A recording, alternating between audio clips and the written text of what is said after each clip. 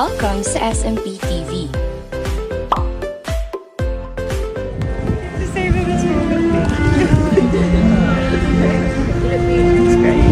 Oh, you're crying.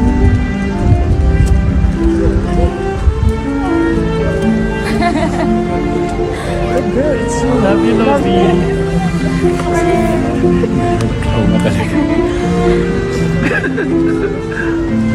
Lovey Po, ikinasal na sa kanyang longtime boyfriend na si Monte Blen Cowie. Walang paglagyan ng tuwa ni Lovey Po, dahil finally, ay makakasama na niya habang buhay ang partner at mahal sa buhay. Dinaluhan ng malalapit na kamag-anak, at kaibigan sa industriya ang kasal ni Lovey Po. Ginanap ang kasalan kahapon, August 26, 2023, sa England. Matagal na inilihim ni Lovey na engaged na sila ni Monte, pero inamin niya ang tungkol dito, nung magpunta siya ng London, para sa paghahanda sa kanilang kasal. 5 taong tumagal ang relasyon ng dalawa, bilang magkasintahan, at 3 taon ang kanilang engagement, bago nauwi sa kasalan. Naunang lumakad sa aisle ang ring bearer, 5 flower girls, 4 na bridesmaids, at ang Mommy Rowena Moran ni Lovey. Ang fashion designer na si Patricia Santos Yao, ang gumawa ng wedding gown ni Lovey.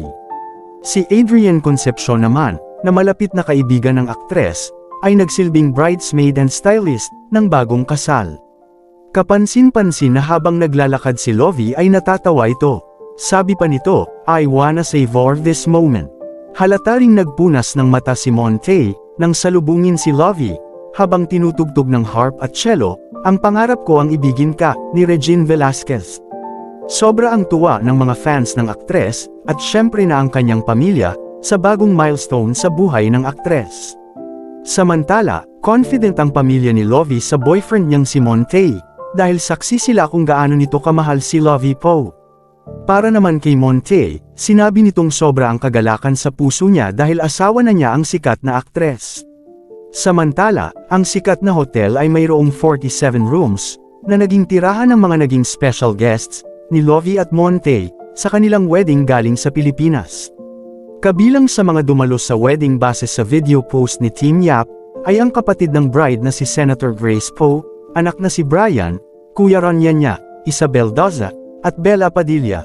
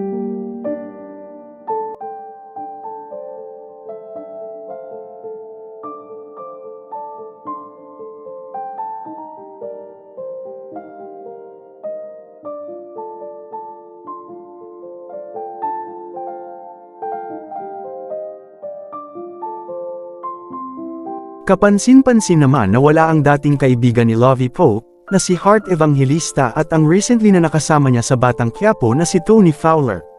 Ayon sa mga netizens, matagal nang natapos ang pagkakaibigan ni Lovey Po at Heart Evangelista, kaya naman wag na daw itong hanapin sa espesyal na araw ng aktres.